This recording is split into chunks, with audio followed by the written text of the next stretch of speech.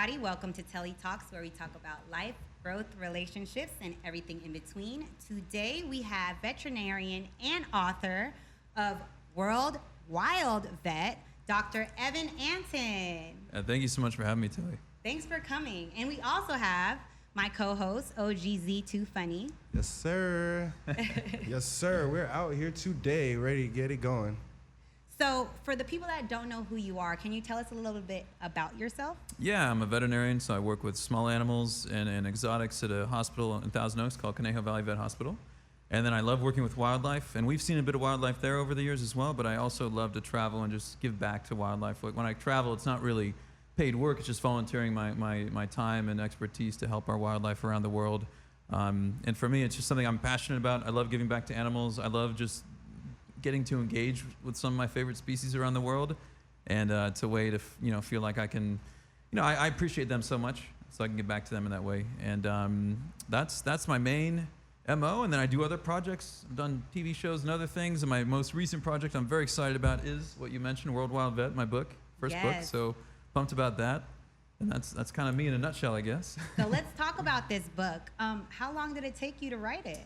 I mean, I started in early 2018, and so was just basically just getting these stories down. And because I'm not a writer by profession, I had a ghostwriter like everybody does, right? And exactly. So yeah, we would spend so much time going through these stories and editing and re-editing and putting this whole thing together. But yeah, it was like over a 2-year process altogether. Wow. Getting the whole thing, and before we could really feel good about getting it to the printers and publishers to start making copies. Wow. And are you in Amazon, in Barnes and Noble? Yes. I don't know if you meant like the Amazon. I was like, I do have a chapter. That's hilarious. Yeah, no, I am in, Barnes and Noble actually has a special edition of the books. There's a couple extra bonus chapters in there. Oh, nice. Some extra stuff. But yeah, Amazon, audiobooks, like all those major places, you can find it pretty easily. Yeah. I can't wait. I cannot wait to read it. I'm so excited. Oh, I know awesome. You just went to Africa. I How did. was that? It was amazing. I mean, so I went back to South Africa. I've been there, I'm probably 6 or 7 times in the last few years. And one of the big things I do when I go there is I help out an organization called Rhino 911. And they are an anti-poaching organization. They also rescue baby orphan rhinos and do everything they can to really keep our rhino populations alive. Because, these days, and really for the last like 12, 13 years, especially in South Africa, there's been a poaching epidemic. And these rhino are killed for their horns. And the horn is the most expensive commodity on the black market. Second to illegal diamonds. But pound for pound, it's a high-priced item. There's really complex criminal syndicates behind the poaching, and it's a huge problem. And without really intensive security and conservation efforts like what we do, it's we're going to lose our rhino, and we're still losing them even with these efforts. They're extinct, right? Rhino. No, the rhino they're extant. We still have rhino species alive and in the wild. So in South Africa, we see the southern white rhino and then the black rhino. And there are a couple species in Asia, and there's only a few dozen of them in the wild. Wow. I mean, there's the Javan and the Indian rhino, and there's only really just 60 or so left of each of those species at best. And then we'll rescue orphans. We'll do all that work as well, and we work with orphanages where we bring orphan rhinos. So when a mom gets poached, many times the babies are killed because they're impeding on the poachers doing what they came to do, which is cut a horn off a rhino. And so it's a real tragic thing. But some of these babies, they live and they've got wounds from machete scars, stuff like that. And we've got to find them, because if they don't have their mom and they're out in the wild on their own, they're doomed. I mean, they'll starve or they'll be eaten, or a combination of things. So sad. And why do people poach them for? For their horns, but what do they use the horns for? So the horns are going to Southeast Asia, primarily Vietnam, China, Laos, and some other Southeast Asian countries. And they're used for, really, there's 2 different categories. One is traditional Chinese medicine, and so it's not really in all truly ancient traditional Chinese medicine to use rhino horn, but a lot of modern people claim that it is part of Chinese traditional medicine, and they'll use it to cure lots of things, and it does not cure at all. It won't help at all, because it's just really keratin for the most part. It's not medicine, but they'll use it for impotence. They'll use it to cure if they have a fever or cold. The Vietnamese prime minister a few years ago said it helped cure his cancer. And there's no way, if he lived through his cancer, rhino horn didn't do a damn thing for that. So that's becoming less and less popular now, more than ever over the last couple of years. It's about the status symbol, and it's about showing I'm so wealthy that I've got a rhino horn cup or bracelet or jewelry or earrings or a dish or a horn itself or a plate or whatever. And a lot of big business, they'll use this. They'll if they have a big business meeting and they want to work with the whatever, they'll say, hey, we want to have you come in. They give them a beautiful rhino horn ornament, and it's become just like all about the money, and just they're different cultures everywhere around the world are materialistic, and I'm not saying that's a bad thing. That's just being a human for a lot of cultures, and it's big in that culture, and unfortunately, it's done so in a way that's not sustainable, and it's not nice for our wildlife, And the rhinos are able to live with their horns? Yeah, they actually do quite well. So the rhino, it's a huge animal. I mean, their skin is so damn thick. They're such tanks. They're extremely strong. Yeah, so the horn, thicker than an elephant's skin? I mean, it's like it's getting to that level. I don't know if it's quite thicker. Certain parts of an elephant are probably a little thicker than a rhino, but I mean, really, the back, like the thigh and the chest and shoulder plates on these rhino, it's thick, man. Especially if you look at some of those, like the Indian rhino. I mean, they look like plated dinosaurs, like I feel like that's the closest thing to a dinosaur that we have is the rhino. What do you think? I mean, there's many animals that really are prehistoric. I mean, crocodilians. Some crocodile species have been around unchanged evolutionarily for 200 million years. That's crazy. And so it's a modern day dinosaur, the horseshoe crab. I mean, tons of small invertebrates, tons of other smaller animals, big animals. Yeah, there's some that they've survived mass extinctions. And the rhino is not, our modern day rhino is not quite as old as some of these other animals I mentioned, but yeah, they have, really, long living relatives from hundreds of millions of years ago. And anyways, they do well without their horn. And so we're seeing, actually in some places, we see increased reproductive rates without the horn, because I mean the horn is used in nature, and so they'll use it to dig around, to try to dig some earth around to get some water or move vegetation, especially the black rhino, which I know you like. They're more foragers, and so the white rhino's a grazer, eating mostly grasses and hay and stuff. These foraging black rhino, they eat the twigs and the bushes and the leaves and other things, and so that horn's really helpful getting through thicker vegetation. And then of course the males, they use their horn to fight. And rhinos in general, they'll fight pretty violently, and it's not uncommon to beat to the death. And if that horn penetrates their thorax, like their chest, or their abdomen, a lot of those guys don't make it. Within a few days they go septic and get really sick. And so I'm not saying that we should be trimming horns just to help males not kill each other. I want us to keep things as natural as we can.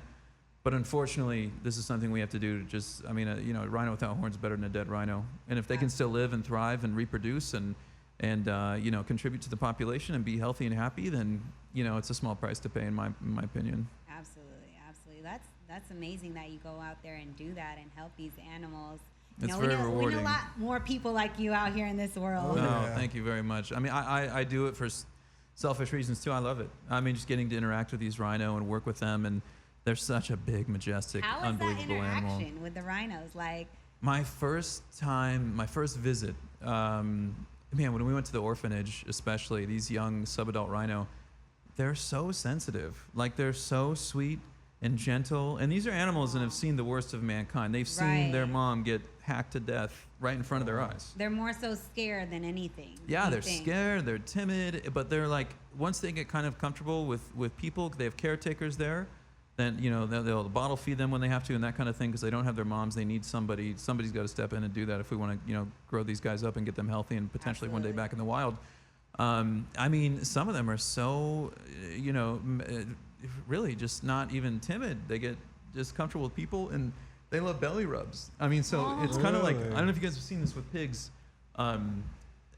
Pigs, like pot-bellied pigs, they love to have their belly rubbed kind of at their caudal abdomen, like the back of their abdomen, kind of where their thigh meets their belly.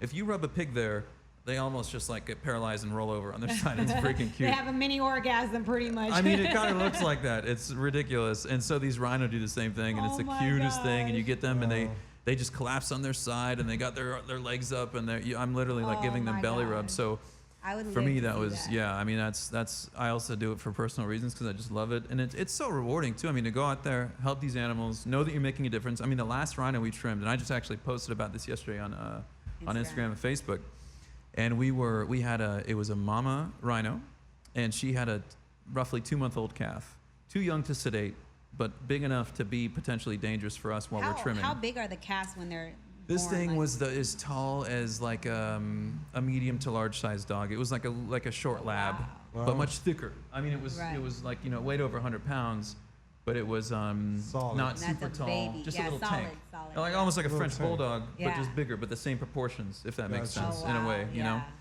yeah. But yeah, dude, if he like rams into us, he could break our legs, like no doubt. I mean, he's got a little horn Wow. bud, and that head is heavy, and I mean they're strong. So we had to we could not sedate him, and we had to just try to distract him so he wouldn't disrupt our trim, but also wouldn't hurt mom or hurt himself or do anything, you know, because of he was scared and he didn't know what was going on, obviously.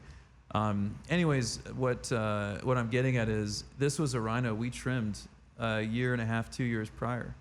And so doing that potentially saved her life. Wow. She's And the contributed to the baby. population. She has a baby. Yes. Wow. And now we're protecting her and her baby again. That so is that's Wow. amazing. oh, I mean, Goes it's like full it's circle. It's Yeah, full, exactly. absolutely. It's got That's that full nice. circle feel, and it's that was the last trim of the day. The sun was setting. We were seeing them walk out. Like once we give them medications to sedate them, right? Right. And then we reverse that sedation so they wake up pretty quickly, and they can go about their day and even that's have amazing. enough whereabouts to protect themselves, and if need be. And they usually wake up and start eating and walk away, and they look like normal rhino that weren't on, you know, heavy, serious drugs.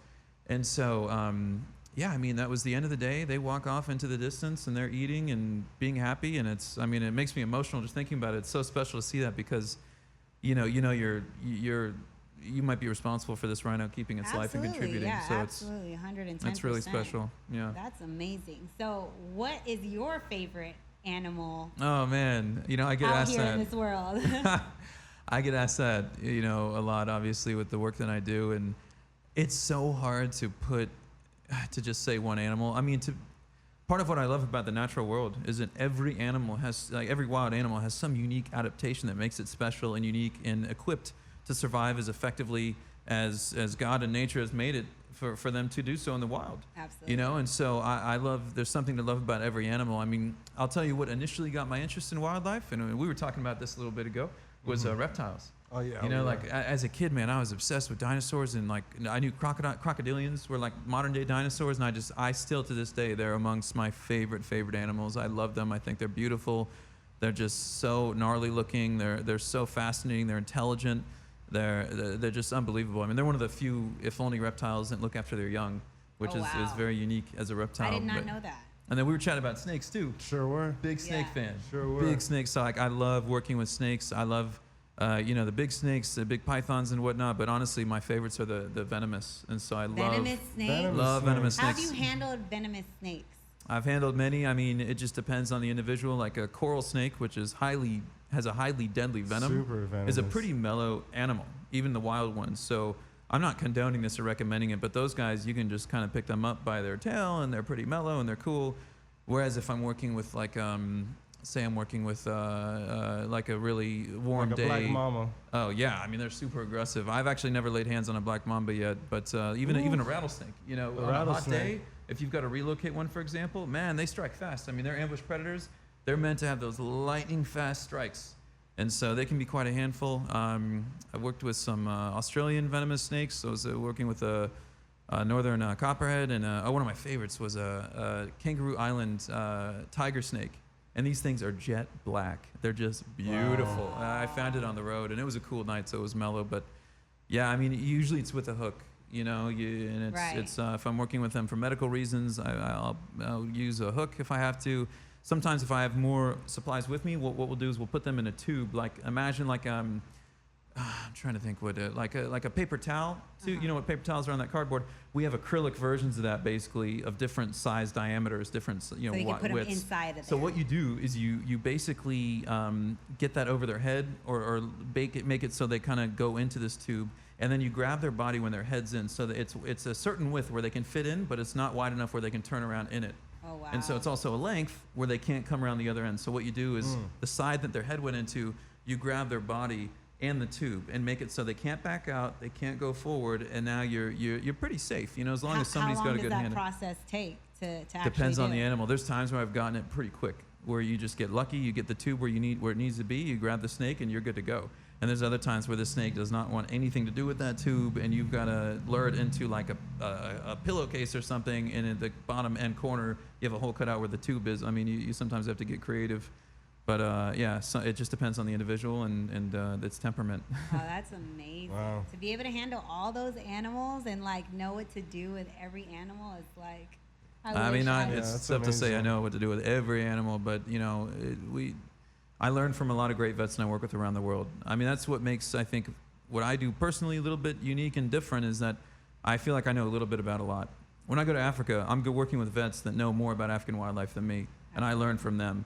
And sometimes I can teach them things and extrapolate from the other animals I work with and they don't work with, because you don't see opossums or bears in Africa. Exactly. But I'm learning a lot as I go as well. And so because I've worked in so many different places, I've worked in Africa, Southeast Asia, Australia, Central South America, I've got like a wide berth of knowledge, and I know a little bit of how to work with so many different animals. That's dope. You ever think about being a vet, Zach? I did, and then I got a couple of pets that didn't behave well, and I was just thinking in my head, like, I could barely. He wants to pick his pet's personality. That's his issue. No, I can't. We have a dog now, and I can't train her for Lord knows what. She's just hard. She's hard-headed. She's stubborn. She's a French bulldog, and I love her to death. They can be stubborn. Man, are they? I mean, they're stubborn. smart too, though. They're smart. They know so what it's she's all about doing. Creating those associations, and like positive reinforcement training goes a long way. And it's rare to find an animal that won't in some way respond to that. You just have to find the positive thing that they find to be a reward, whether it's playing fetch or a certain, whether it's cuddling, and for many animals it's food, a food reward. And so when they perform a desired behavior, you reward them within 2 seconds. It's got to be within 2 seconds, but then they create that association like, hey, I did this and then I got that. Mm-hmm. I want to do this again. And when you say sit or pee outside or jump here or do whatever, I'm going to do it because I've been getting rewarded for it. So they can learn very quickly. But it has to be like immediate. Within those 2 seconds. Yeah, like a lot of people, like, animals, they pee in the house, for example, and you come home and you find a piece of, a dog shit sitting in your living room, and some people put their dog's faces in it, and it's been hours. And you're clearly upset. The dog can pick up on that.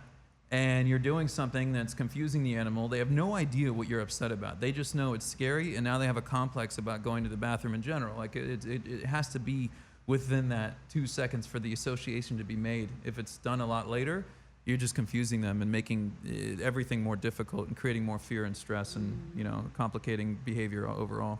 So like within the time frame of when it happened. Exactly. So what do you do if something like that was to happen, but it's been time past? You just wait until the next situation? Yeah, exactly. You clean it up and just try to be as neutral about whatever it is. Like, if, for example, if my dog does that, I'll often just put him in another room and let him relax there. I'll hang out with him for a second, get him settled there, and then I'll go pick it up and just discard it, clean it, and do all that stuff. I don't want him to think one thing or another, because he's not going to learn from me picking up something he put on the living room floor than he did an hour or two ago. You know what I mean? Right, exactly. That makes sense. That makes so much sense. That makes so much sense. Because I remember one time I was gone in Alabama in our other house, and I came back home in my brand new shoes that I haven't worn, expensive shoes. My dog ate them up, and I'm like, how did she even get in my room? Right. Like, I'm like, how did she get from all the way downstairs? She like jumped over her, like where we had her area at, jumped over the area. I didn't even know she could jump that high, to be honest. And then next thing you know, like there's toilet paper everywhere, and I'm like, what in Was the this hell? a bulldog too? I'm sorry? This is a bulldog as well? Yeah, it's a French bulldog. And I was like, what in the hell? They're trouble. Just No happened, trouble. And it's like, I love her, but her personality is not of a French bulldog. She's definitely like, I would say more like a Chihuahua personality. Really? Yeah, she's not chill. She's just active, very, very active, hyper. Very hyper.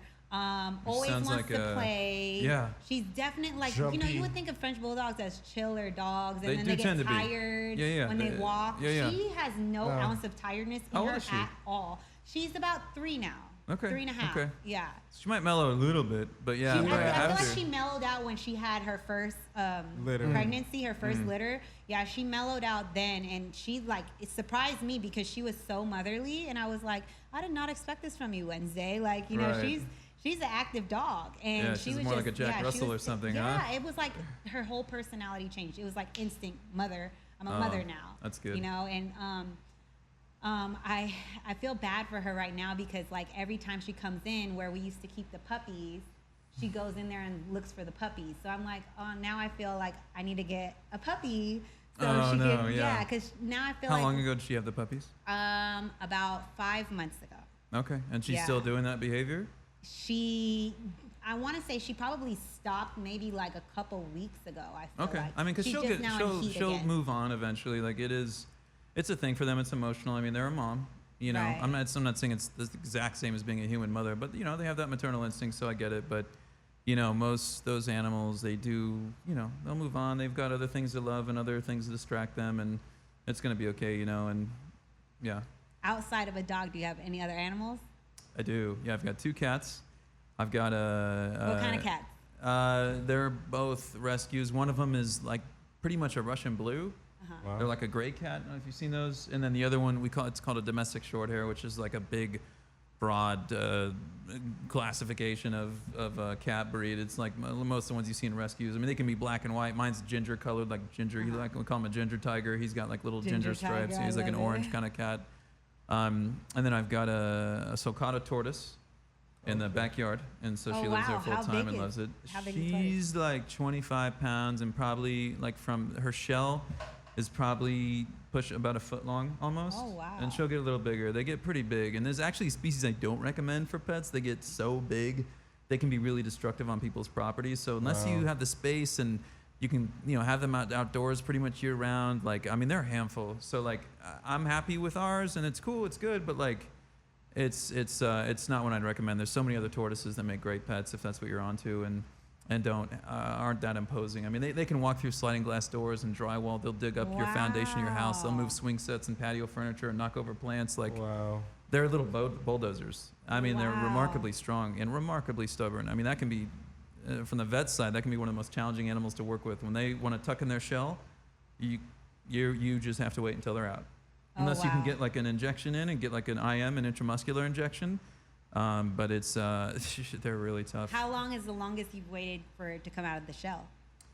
I mean, there was a patient where it took like 2.5, 3 hours because you have to be careful with dosing, and these guys, it's not black and white with their dosing. Not any animal is black and white, but with most dogs at a certain weight, I can give them a certain volume of medication, and I'm pretty confident at the level of anesthesia or sedation that I'm going to get them to, you know? With some of these reptiles, it can be really quite vastly different from one individual to next, even in the same species. Wow. And so, yeah, this one male, oh my God, this guy was like 80 pounds.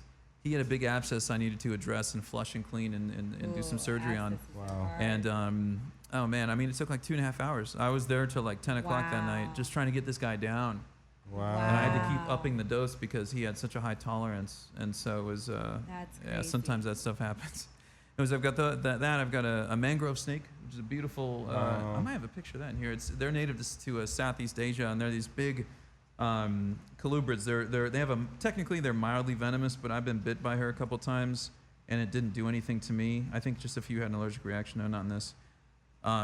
She's beautiful, like 7 feet long, and then Wow. a couple of fish tanks. Just freshwater fish tanks. I love like little planted tanks. I'm a little nerd like that too. So, I but yeah, love it. that's enough for me. Like I'm good. I'm busy. Oh yeah, I know. We have two. I was telling you earlier, we Right. have 2 F1 Savannahs, 2 boys, because the breeder that we got the F1s from, she said that they usually like to be in pairs so they can occupy each other's time. Mhm. And they got to the point where initially we had them inside of the house, and they just was jumping like 6, 7 feet in the air, Oh, and yeah. we wouldn't be able to get them down, and they're just there, you know, like on our ledges, on top of like above the fridges, and Yeah. like we couldn't get them down. Oh, they're and- impressive animals. I mean, they're Oh, half my- serval. Yes, I mean, Yeah. if you've seen a very serval in the beautiful. wild, yeah. Oh, they're Very stunning. beautiful. And I know the mother I believe it was the father that was the serval. Okay. The owner, the breeder that we had got the 2 F1s from, she said that when she passes away, the serval won't accept food from anyone else besides her, even her husband, because she said when she passes away, she has to put the serval down because the serval won't eat out of anyone besides her. She said that their wow. loyalty is to only one person, and intense. that was the question that I was going to ask you. Is that factual, where their loyalty is to only one person? I mean, it depends on the individual. I mean, and this goes from any species potentially can be the case. You know, I mean, I've seen that with different parrots, I've seen that with different dogs, seen that with cats. I mean, it's possible. I mean, that's a pretty aggressive move to assume that has to happen. I might give it a minute and see how things go if it comes to that point. Right. Because that's the ultimate decision, right, over something that might not have to happen. But yeah, I mean, listen, I've never had a case like that where I've had to put an animal down because it hated everybody else in the house. Right, and then she said that she tried to have her husband feed the serval, but he didn't eat for like 3 days. Here's the thing with a lot of pets like that. That's so crazy. So as a veterinarian, I do see patients like that, all the time. And an animal comes in, it's super attached to one person. It hates everybody else. It hates being at the hospital. It hates me. It hates everything. And we haven't even done anything bad to, or stressful or scary or whatever. Then it doesn't understand what's happening. Obviously we have to do stuff, but like, it's really different when that individual is not present. Okay, so like when I have dogs like this, for example, I can walk into a room, I can see it. The dog's baring its teeth. It's like hiding or whatever it's doing. It clearly is not thrilled with my presence. It clearly is probably not a good idea for me to approach it, try to grab it or work with it, right? And so what I do is I have the owner put a leash on it and hand me the leash and walk to the door of the room with me, and I leave and I take it to the back. Mom's in the room, mom or dad is in the room, and I'm in the back with the pet. When the pet doesn't have that person with them, they're completely different personality towards me. Now I'm the only person it knows and trusts. Wow. And so now it only wants to be by me. And it's looking at everybody else like, I don't know you, I don't know you, I don't know you. Like, I kind of know you, and you've been okay so far, so I'm just going to chill. And so as long as the person, the owner, comes with you initially, and then it's like, okay, it's like a transitional thing. It's not, yeah, it's like, it's not about necessarily them coming and doing that. It's really just like, when I take it, when I separate the pet from the owner, it's a completely different animal. And so all I'm getting at is, yeah, maybe that's the case with this husband and this serval. But if mom's not there, not present, not in the room, not anywhere, and nowhere to be seen, and this is the only other guy that the serval knows and trusts, things might change. Right. Its perspective might change. Absolutely, I agree with so that I would venture that before just saying, he's got to go. Yeah, I was like, that's a little bit harsh. And, they're beautiful Super animals. harsh. Yeah, Beautiful they are. animals. And They are. I wouldn't be able to control just a serval. It's just too big for me, but I love the cats. It's a wild animal. I mean, I wouldn't recommend a full serval as a pet. Some Savannah cats can be a handful, but a serval full on. I mean, most wild animals for the most part just don't make good pets. Yeah. Some do better than others in captivity. Yeah, absolutely. Even with our F1s, like they've become so big to the point that, they'll come and eat and stuff like that, but like they'll come get petted and all that. They're fine with other people, but it's just to actually get them to listen, impossible. Oh yeah. Impossible. I mean, cats are like that anyways, right? I mean, you can train cats, don't get me wrong. They're totally smart and they're totally trainable, but it's not as straightforward as a dog that wants to please, Yeah, it's definitely different. Let's talk about scuba diving. I know you're a scuba diver. Where's your favorite place to scuba dive? I mean, I showed you that picture of me and that tiger shark. Where was that at? I got a whole chapter on that. That was in the Bahamas. That was an area called Tiger Beach near Bimini. And these tiger sharks, they're not, I mean, they're wild sharks, don't get me wrong, but they've been around divers before, so they're somewhat habituated. And we go down, we put a bait crate at the bottom, at the bottom on the sandbar, and we don't feed. Like I've just never seen that be a great idea, and it's so unnecessary. You just don't have to if you want to learn sharks. And it makes, I mean, feeding wildlife in general, we can talk about that, and there's that's a whole topic in its own, but we just have that, and so just the smell brings them in. And these sharks are so bold, and they're so not shy. I mean, they swim right up to you. They're just going in circles, and we would have anywhere, it was up to 7 or 8 different tiger sharks, let alone dozens of lemon sharks, a few nurse sharks, dozens of we had black tip reef sharks there.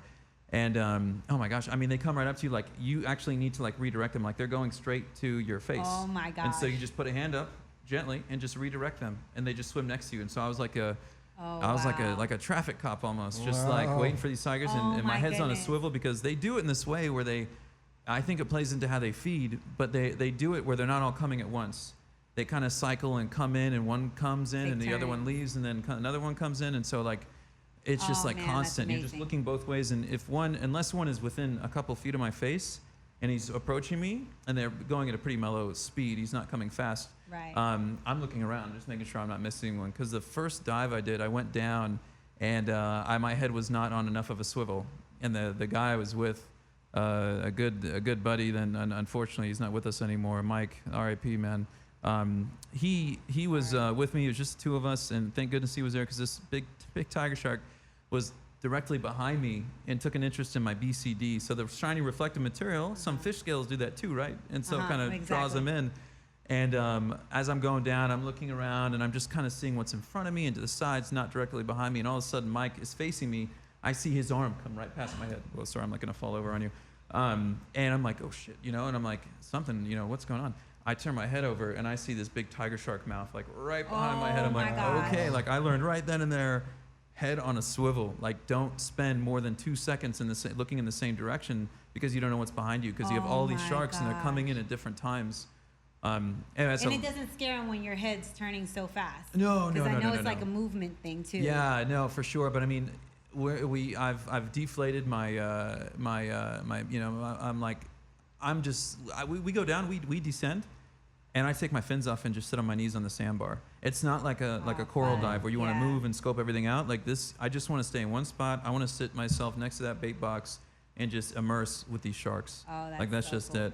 How's the furthest you've gone down? What's the deepest? I mean, in that setting, the sand, 30, 35 feet, like 10 meters, like not super deep. Yeah, no, I mean, I've been 30 plus meters, but like on those dives, like we were free diving, or we were just free diving, like just dropping in with a snorkel. You can hold your breath pretty long. Not as good as those guys, man. I mean, they can do literally like 4 minutes, 5 minutes. What? Wow. And they're moving and they're swimming and they're burning oxygen. My gosh. I mean, it's such a mental. They must have been fish in their past life. I believe that. I mean, it's such a mental thing because when is. you deprive yourself of oxygen for somebody that doesn't hold their breath, within a minute, your body is telling you, raging inside, saying, breathe, get air, like now, like it's freaking out. And it doesn't actually have to happen. It's an evolutionary adaptation we have that helps us in times of need if we're not in the right consciousness or whatever, and we need to start breathing. It's protective to keep us alive, but it also inhibits us from holding our breath. So you have to overcome that barrier. And just like you dive. Thing, yes. When you first did your closed water dives and you put in that rig and you take a breath when you're submerged underwater, how weird did that feel? Oh, very weird. Right? It was like, this is so foreign. So same kind of thing. It's a mind thing you have to overcome. This one's a little harder, I think, with the breath holding. Yeah. But it's totally doable. I mean, there's the record, I think it's pushing 20 minutes. I think people can do like 15, 16 minutes. Some of the pro free divers. Goodness. Yeah, I mean, your body can live without new incoming oxygen for a period of time. And you'll be fine. No brain damage, no nothing. I mean, if you have to know what you're doing. Wow. But it's possible. Yeah, But I just have my issue is the pressure. Like going down, descending with the pressure. Like I have to take my time. Deontay's not like me. He's down there. He's like, hurry up. Like, right. You know what I'm saying? I take Sudafed before every dive. I've had one bad experience. One of my first dives in Australia, I forced it. I pushed it. And I knew I felt pressure building up.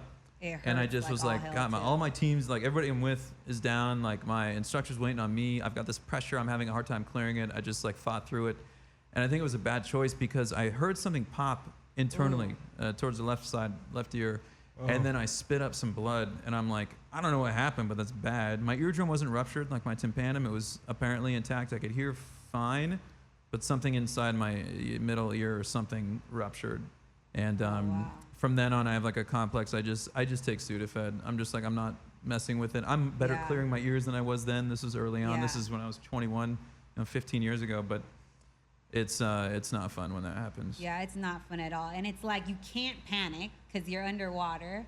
And, you panic, you're losing oxygen. It's just a lot going on. So you have to be mentally clear when you dive. You do. Oh, you do. And you have to think about, just like anything, driving, like whatever. You have to think about what are all the different worst possible scenarios that could happen? What are all those different things? And how can I mitigate a situation like that if it comes to that? So you're not like, holy shit, what do I do? Yeah, and like, it's funner than a lot of people think. Like, I thought initially I was going to go down there and like hold Deontay's hand and like, explore with him. I left his ass and I just went diving by myself. And he's like, hey, where are you going? I felt like Ariel down there, you're just like exploring and you're the foreigner in their world and they're just swimming and they're more scared of you than you are of them. Oh, that goes with, it's so rare for any wildlife, including marine life, to look at you as a threat and like they want to attack. If you're in the open ocean, if they are scared, they'll just go away or they'll hide. and I see that a lot with people when they're a little hesitant or timid, and especially with women. I see women, Really? they take to diving so well, and they're really they're built for it. We're getting some faces over here. The way they can conserve oxygen and their lung capacity relative to their body size, relative to their metabolic and oxygen needs, Yeah. they tend to do better in my experience when I've dealt with Yeah, we don't females that need were that much beginners. oxygen when we bring. Yeah, I was telling Deontay, he's always like, buy me because his tank runs out faster. I mean, look than at me. Deontay. I mean, he's just a big, lean body mass. I mean, that guy has got a fast metabolism. He requires a lot of oxygen to keep that engine running. Exactly. And so he can only go so long, even if he is Right. experienced and good with his breathing. But it's a challenge when you're in that kind of shape. Absolutely. It's like the first initial, once you learn how to descend properly and you can pressurize your ears, everything else is smooth sailing. Once you're 100%. down there, it's like, all right, I'm down here now, I'm good. Especially if there's no current and smell of Yes, water and it's warm yes. water. It's Oh like my comfortable. gosh. And it's it just gets like warmer you don't as want to you leave. go down. Yeah. Yes. Yeah, Oh your my wetsuit, Zach, yeah. you gotta learn. Yeah, no, I'm No, glad. if you don't, man, it sounds like it's right up your alley. I know it definitely is. I grew up a little bit in Hawaii, but the only thing Right on. is like that pop into the ears thing. So I'm glad you mentioned that you could take. Sudafed makes a big Sudafed. difference, man. It really clears your sinuses, and it makes it's so much easier to clear your ears and do all that. And it's just like the same feeling when you're in an elevator or driving up a mountain or down or whatever. You feel your ears popping. Still you can kind of do it popping, yourself. though. It's the same kind of thing. It's just in a much shorter distance because the density of water compared to air, obviously. But And it happens quick too. You So don't. Sudafed yeah, helps. you literally like- hear like Yeah. Okay, so it's just. And you're it's- literally like you feel it, clearing you your hear it, ears you're like, as you're you go opening down. your jaw and And doing it'll things help. Yeah. to help it. So And you got to Sudafed's think too. Your nose is covered from your mask. Yeah, it's all in your mouth. So you have to breathe through your mouth with your regulator, right? Yes. So yeah, Have you tried Sudafed? No, I haven't. I'm I gonna just try it have next everywhere time. I travel. It's just on hand because a lot of Yeah, places I go, absolutely. it's in the tropical belt, and there's like a lot of my favorite wildlife lives in places where there's great coasts and great ocean and diving. I love diving. With It's just Deontay, I so wonder if he's relaxing. like something that's unique to him too, is that he's got remarkable cardio. Oh yeah. You know, I mean, Yeah. that guy can go for days. You know, just being able to hang in the ring like that. So I wonder if actually, even though he's in that ridiculous shape and he's got all his lean, body mass and everything, I wonder if he still can figure out a way to kind of like conserve and it makes it easier. Yeah. I don't know. I could see that going either way. Yeah, It just like occurred to that's me. something we're gonna have to work on definitely because we'll dive and it'll be like 20, 25, 30 max, and that's pushing it. And I'm like, I just want to stay. Minutes or another, like, meters? Minutes. Yo, really? Yeah. Oh, poor guy. Yeah, his tank is That's out super quick. short. Yeah, his tank is out Damn. How many dives has he done? quick. We've done about like maybe 10 or 11. Okay, give or he'll take. get We're better. still new. Yeah. He'll get better. He'll get better. It gets Yeah. better. Like once even in the next 10 or 20 that you do, you'll see improvement. Like I And was I like want that to too. go lower too. So Of course. Yeah. Are I you just, open water or what cert do you have? We have open water patty. Nice. I Yeah. got my open water patty, and then SSI. I got my it's called Adventure Diver, and it's 3 out of the 6 dives that you can do to become an advanced diver, which is the next whatever. But I wanted to do that to do deeper dives, and so one of my Yes. adventure dives was a deep dive, and for night dives as well. So I got Oh, that. night dives I'm scared of. dives. No, they're neat. You would definitely want to do that. I mean, listen. At the end of the day, I prefer day diving to night diving. Okay, because you only it's fun. It's an adventure. It's worth doing. But overall, I like day diving. I mean, you only see what your flashlight shows you. Exactly. You know, you're in the You depths have in the this, dark. Like literally. So it's that kind of much an space. adventure in Yeah. that way. But I mean, a lot of times you go divers or dive masters, they'll let you, they'll be like, you can shine your light on a fish, and then it disappears because it's like you pretty much just screwed it over because it's like spotlighted and it lost its night vision. You got a light on it, and then you see a grouper or a shark come and snag it because it's just like a sitting duck. Which is, I mean, nature is nature, whatever. But honestly, once you do a couple, you're like, I want to go back during the day. Oh, I yeah. want to see it all. You know? Absolutely. It's like you want to keep on going because there's so much ocean and it's not enough you to explore the entire ocean. That's just how I feel when I dive. It's like I want to do it so much. Every time he fights, we try to do a vacation afterwards, and now we're certified. We're like, all right, find somewhere where we can dive at, Oh, that's so cool. yeah, Where have I you love guys it. dove so far? We've gone to Barbuda. We did Bahamas. We did now I'm going blank. Jamaica. How was that? It was cool. It was. Did you see anything cool, or what was? You know what? We went on a shark dive in Barbuda, Antigua and Barbuda, and we didn't see any sharks, but we saw a lot of stingrays. That's cool. And I'm like, we haven't dove and saw a shark, so that's kind of okay. what I want to see next. Does he want to see that too? Yeah. Good. Yeah, he wants to good, see good. it. And, you know, like the diver that we went to, the diver that taught us how to dive, he, like, all his life lived on a ship. So he's just wow. He's just a fish. Oh, look. Yeah, he's literally a fish. He's like, oh, look over here. And we're like, okay, we see it. You know, like, we're good over here. That's you know? hilarious. And it's like, he's just, like, right there, like, petting it and everything. I'm like, how is he doing this and not scared, you know? And Oh, that's cool. Yeah, he's literally a fish. That's good. I mean, it's good to get exposed to somebody with those eyes. Not just because he sees everything, but I mean, like, his perspective, like, because that's going to get you guys to not be shy. Yeah. And be, like, comfortable with everything. Absolutely. When you're with somebody like that. That's He's that's an good. observer. He's always, like, above me, to the side of me, watching everything that's going on. And I'm like, well, I just want to go see whatever's out here, because, like, it's just so amazing to see things that you've never seen before, you know? Oh, it's and another it's like world, right? a whole, literally, Ariel. And it's so Literally. peaceful under there. Like, all Yes. your hearing and other things are a little deprived. You're just focused. Even your vision Yes. is limited. And It's you like just, you feel like you're meditating, Zach. it Literally. is like half meditating, but you're in the ocean with all the wildlife. To the point where I want to get to the point where you start hallucinating. What is that, 120 feet? Like if you're, 47 like, meters? getting Talking about narked? that yeah, movie. the 47 47 meters? Yeah. Oof. 47. Where, like, you Shit, start that's like hallucinating. 160 feet or something. 160, yeah. Or that's 170. It's, yeah, That's and it's deep. it's Yeah. deep. It's deep. Yeah. It's deep. But I'm kind of scared to go that far. I mean, isn't that you're hallucinating because you get narked? Like, Yeah, you're getting too much yeah, nitrogen. Yeah. That's pretty dangerous. Like, Yeah, be careful if you're Yeah, if that's I'm your like- goal. I've never heard of that. You Well, I wanna don't do think it's that. my goal. I think Yeah. I just want to experience how they feel underwater and what they explore when their mentality's not all the way there. So my best buddy Tim, and I he's in a couple chapters of the book too, and we've been he's been like my tightest homie for like 20-something years. We've done a bit of traveling. Anyways, he's a big guy, and so he's a little taller than me. He's a little bigger than me, and he's not done a ton of diving, maybe 15 dives, 20 dives, something like that. And man, the last few times we went, he was getting narked every time, and he was just he wasn't conserving his air. He was breathing too much. He was moving his arms too much. Like he's not gotten to the point where he's comfortable. I mean, you get more comfortable, and you're probably getting to this point where you like realize that you don't have to move your arms at all. At all. You can At use all. your feet a little bit in your Yeah. flippers, and then you can use your breath and your vest and everything to Yeah. get to the buoyancy and wherever you want to be. And he's moving so much. And that Anyways, distracts the fish too, right? yeah, when you it do your distracts the arms. fish. It's sloppy. It's wasteful of oxygen. Anyways, he was breathing too much, and man, he was getting narked. And so for him, it just basically made him feel like shit. Like he just felt like dog shit. He had a horrible headache. He was super lethargic. Like it was not fun. And the last 2 times we tried to dive, day trips where we did like 3 dives a day, after the first fun. dive, he was just done and just on the boat. It's exhausting. One dive Yeah. is exhausting. Like No, it yeah. literally takes so much energy. And then when you're down there, you don't feel like your tank, you don't feel your BCD, you don't feel all that heaviness you have on shore. When you're down there, you feel like you're literally no pounds. Like Right. you're so light. Well, so much of it is your body is elements of your body that you don't control or think about. So it's like your smooth muscle, which we don't have any control of. It's our autonomic nervous system, and it's regulating pressure in your body and like just trying to keep everything stable when you have all the multiple atmospheres of pressure on top of you.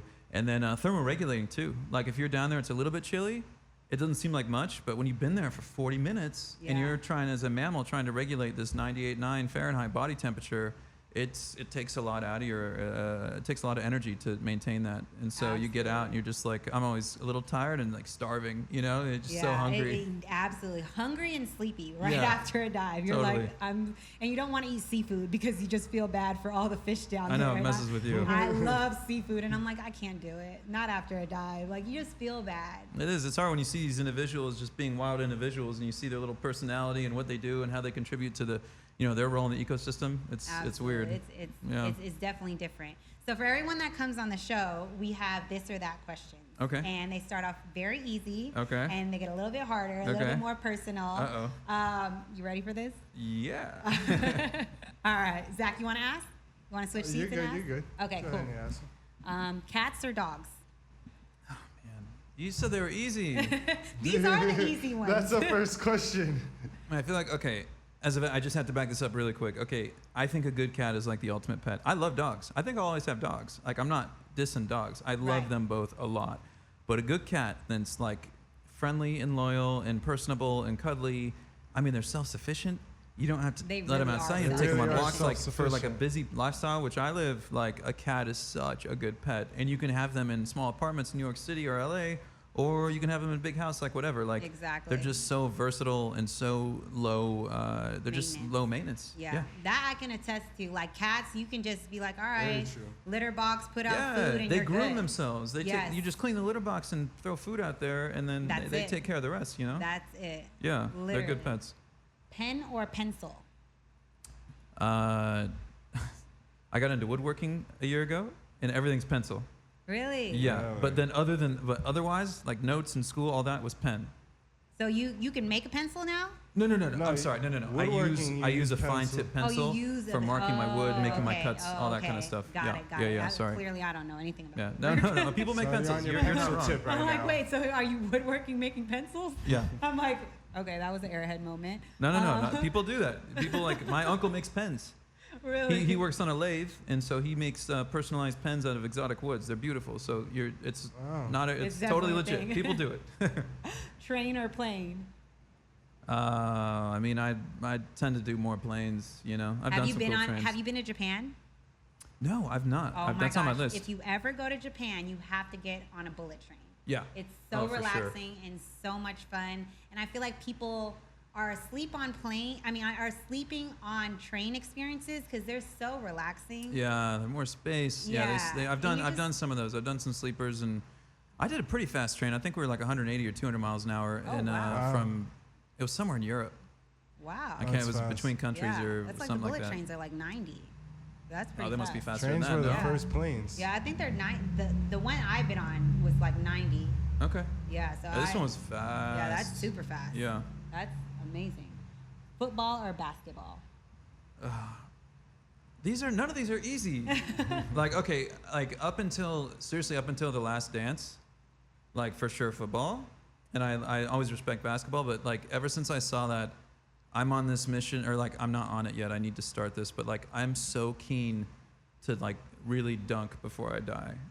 And like after The Last Dance, that's the best feeling. The Jordan documentary. Yeah, I know. The Bulls really, you know what I'm talking about? I know what you're talking about. You've watched the last. Oh my gosh. A couple episodes. Michael Jordan. Yeah, I did. Yeah. 10 parts. It's like one of the most epic docuseries, and I'm a fan. And it's like nostalgic too. Like when I grew up, Jordan was huge. You know, like he was the jam, and he still is the GOAT, like no doubt. But that made me so much more interested and excited in basketball. But I played a lot more football growing up.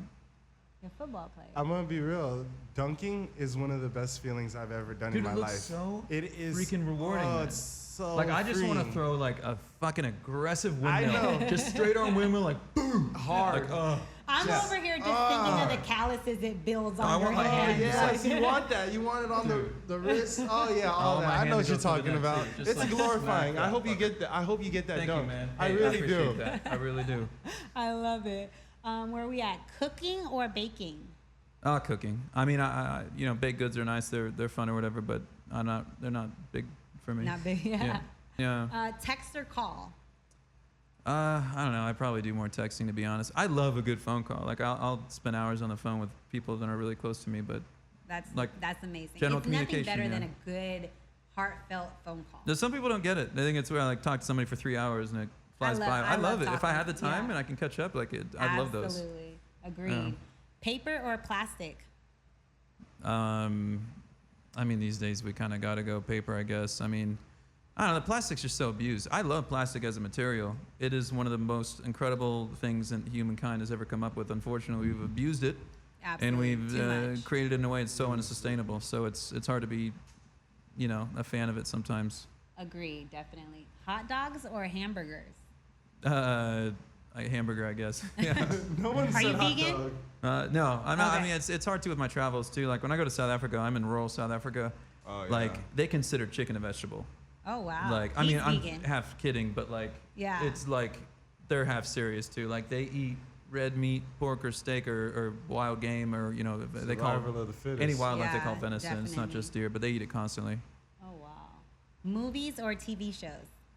Man, like nothing beats a good movie night.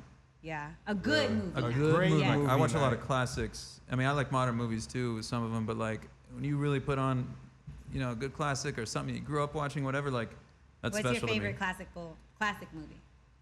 I mean, well, these days it's probably like my all-time favorites are Alien and Aliens, those first two, and then man, I'm a huge Arnold fan, and I Arnold? love Terminator 2, I and love Predator. the Terminators. Really? Yeah, I love the Terminators. Big fan. I mean, but then I love I'm a huge Jack Nicholson fan. Like Great The actor. Shining and One Flew Over the Cuckoo's Nest. Shining like, was good. holy shit! I mean, that guy's a freak. Like, I love De Niro. Like, Taxi Driver's one of my all-time favorites. Taxi Drivers. Driver. Yeah, Oh. that's a classic. Yeah. There's so many good ones. That's So a many tough good subject. ones. I like Grease. Grease, right on. I I'm love not a big Grease. musical guy. You're not? No, I can't. Honestly, I'm not either. But for whatever reason, I don't even like musicals like that, to be honest. But I like it's the iconic. storyline. Grease of is very yeah. iconic. Yeah, I love Grease. Yeah. Love it. Where we at? Beyonce or Destiny's Child? I guess it's nostalgia, but like I love some of the Destiny's Child stuff. Like I love Beyonce too, but some of those Destiny's We've Child gotten like a lot classics. of Destiny's Child over Beyonce lately. I think it's just, I mean, I'm 36. Like, they got big when I was in some of my formative years. Like, there's a nostalgia to it too, you know? Yeah, it's classic. Action or comedy? Oh, I love them both. I mean, my all-time favorite with movies, I guess, is action. But man, I love a good comedy. Good comedy. I guess Can be action a if good I had to pick comedy. one, but I love comedy. And we were talking about the different people's taste in comedy too. That's a thing, you know. 100%. Like he likes Some people don't like Will Ferrell. And that's crazy exactly. to me. Like, I don't know. Like, I don't know. Maybe you guys He don't loves like Will him. Ferrell. You I guys will love get some along Will Ferrell. perfectly Yeah. fine. Like his favorite comedy is Napoleon Dynamite. And Oh, a dude. couple Oh, a couple Dynamite. nights Hilarious. ago, I was like, why is that your favorite? Yeah, like comedy? Step Brothers, Like, John C. yes. Reilly. Like, oh my Step God. Brothers was amazing. Yeah. I was like, Napoleon Dynamite to me is like a stupid funny. You know what I'm It's saying? so It's like, stupid it's and so stupid, so but it's so funny. funny. So It's funny. so I'm so good. happy you can say it's so funny. Oh, it is. I'm so happy. You just don't get it if you don't get it. I But don't you know what guys to tell will you. definitely get along. Yeah. We're going to dunk. We're going to listen to rap. And we're watching Napoleon. I haven't seen that for a minute either. Netflix or YouTube? Like just chilling, entertainment, more Netflix. Love YouTube, Netflix. I've learned a lot from. Yes. I feel like YouTube is definitely similar to like video for Google. Yeah. It's informative, just Oh, like that's just why like you I don't don't go on to entertain. I go on to learn, and you can learn how to do Absolutely. anything on YouTube. Yeah. Absolutely. Toast or eggs? I don't know. I like a good like sourdough toast. Pretty yummy. Sourdough. I love Sourdough. That's the best type of toast. Right. Next to garlic toast. Garlic toast is good, for sure. Twitter or IG? Man, I never go on my Twitter. Me I either. should. Me I love IG still. I do too. I just like taking pictures more than surprisingly talking. I talk all day long, but I just love taking a good quality. I mean, what you picture. do is so visual Absolutely as well, and same with me. Like, I mean, I can talk about it too, but if I can show you a video It just or makes a it so picture, much more cooler as a yeah, picture. it's cooler. It's a bigger impact. You can see it's more relatable. Like it Absolutely. just I makes agree. more sense. I agree. Do you do Snapchat or Snapchat TikTok? for filters. TikTok I don't do because I don't dance. And Okay. like the kids will get me to do TikTok, but I'm so awkward when it comes to like You're out of date with the TikTok. choreography and like I want to get into TikTok. Is it still all dancing? Is it still mostly dancing? No. It's you could do like little. I know you can skits do and whatever, Stuff. Yeah. but, like- anything you Yeah, want but there. it's like, well, our kids like to dance, so Yeah. they try to get me to do these dance and these workout dances, and I'm like, all right, y'all, you can have it, and I'm back on my IG, you know, Yeah. like it's. Yeah. I always go back to IG for I whatever feel reason. old. Always. It's a Yeah. home plate right there. Yeah. Instagram. Exactly. It is. It's a job too. Oh. It's some work. I spend now. time It trying, is just work. on my caption, let alone editing the Oh my videos. gosh. Oh my like, gosh! And then Don't editing get the me started picture. on the caption. I mean, don't you spend sometimes well over an hour, 2 hours Oh sometimes? my you God, like it's I have to get ridiculous. the right message. I have to make it so it's not offensive, it's informational, it gets the point across, it's the main talking points I want. Like Yes. it's such Yep. a freaking Yes, craft, and it it still is. takes me a lot of time. Oh, absolutely. I am right there with you. Like, Yeah. Everyone's gotta I'll be be like, on all right, point. what do you think about this picture? What caption should I post? And I'm like Googling things, Googling lyrics, Oh, yeah. Googling catchy phrases. Call a friend. Calling friends. Like, it is a job. It's a job. And then It's a once you job. feel like you finally have the right caption, you're like, accomplishment. You Yeah. know, it's Right then, it's too late for the post to go out. exactly. Then you gotta wait the next day. Yeah, no, it's impossible. definitely a job. We're on Snapchat and TikTok. We passed that. iPhone or Android? I have an iPhone. I feel like everyone has an iPhone, and then, like I said, when it pops up green, you're like, what do you have here? it's ancient. I know it's weird how it's become that way, but it's kind of true, I guess. Like, I hate to say, everything with I'm not judging. Like, whatever. Like, they have good phones too. It's whatever. But that's what I've had for a while. Cake or pie? Cake, I guess. I prefer cake too. Swimming or tanning? I guess tanning. I don't really go like swim, you know. But I love to sit out by tan pools and then- have a drink and chill and like. That's fun too. Yeah. I'll tan, and then when I get too hot, I'll pop in the pool and then go tan again. It's not really a swim. It's just like a thermoregulation thing. Exactly. But no, that's where day drinking is really fun. I It don't do that is. often at all, but It it's kind of is. nice sometimes. It is. Work hard or play hard? Oh man, I mean, you can't not work hard. You gotta live. work You hard got one to play life. hard. You gotta enjoy it, but you can't not work hard. Absolutely. Agreed. Laundry or dishes? Laundry. All day. Laundry. I don't know Smells why. better. I hate dishes are easy. We got dishwashers. Exactly. That shit's Yeah, easy. but- Like, why do I want to not do it so much? It's just but dirty. I don't. Like, Dirty. It's dirty. It's loud. Feeling. yeah. I don't like it. Getting your It's hands nasty wet. on your hands. All day. Yeah. Laundry. Yeah. Gym or bed?